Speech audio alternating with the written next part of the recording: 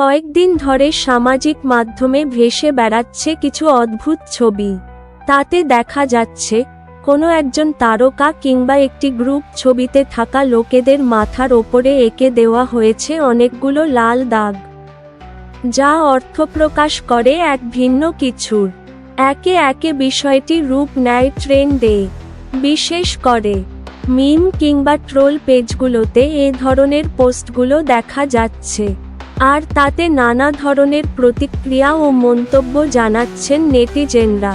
যারা বুঝতে পারছেন না তাদের কেউ কনটেক্সট খুঁজছেন, আবার কেউ নীরব কবির ভূমিকা পালন করছেন। বিষয়টি নিয়ে যখন নেটিজেনদের এত কৌতূহল, ঠিক এরপরই জানা গেল তার রহস্য। মূলত এর পেছনে রয়েছে একটি কোরিয়ান ওয়েব সিরিজ এস-লাইন, যার প্রভাবে এ ধরনের ছবি নিয়ে মেতে উঠেছেন কিছু দর্শক নেটিজেনরা। জানা গেছে, গত 11 জুলাই থেকে কোরিয়ার স্ট্রিমিং প্ল্যাটফর্ম ওয়াব এ শুরু হয়েছে থ্রিলারধর্মী এই সিরিজ। সেখানে দেখা যায় হিউন ইওক নামের এক রহস্যময়ী তরুণী এমন এক ক্ষমতা নিয়ে জন্মেছে, যার মাধ্যমে তিনি দেখতে পান কার মাথার ওপর লাল রেখা আছে। এই লাল রেখা বোঝায় কে কার সঙ্গে শারীরিক সম্পর্কে জড়িয়েছে।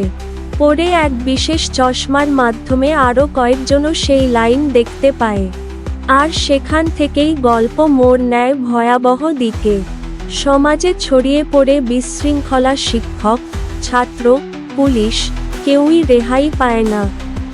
বলা বাহুল্য, এমন চমকপ্রদ গল্পের আঙ্গিকে দর্শকদের মাঝে শুরু হয়েছে এই নিয়ে মিম বানানোর হিড়িক।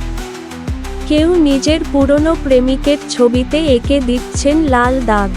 আবার উদাহরণস্বরূপ মজার ছলে সালমান খানের ছবির ওপরেও লাল দাগ এঁকে দিয়েছে নেটিজেনরা।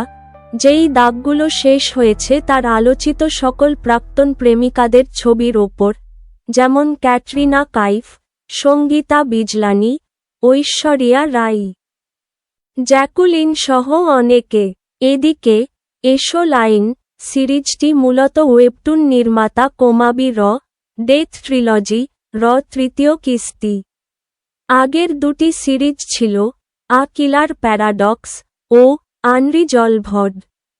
তবে এস-লাইন এর গল্পে সম্পর্ক, গোপনীয়তা, ব্যক্তিগত সীমা এবং সামাজিক নৈতিকতা সবকিছুর সীমারেখা একেবারে মুছে দিতে দেখা যায়।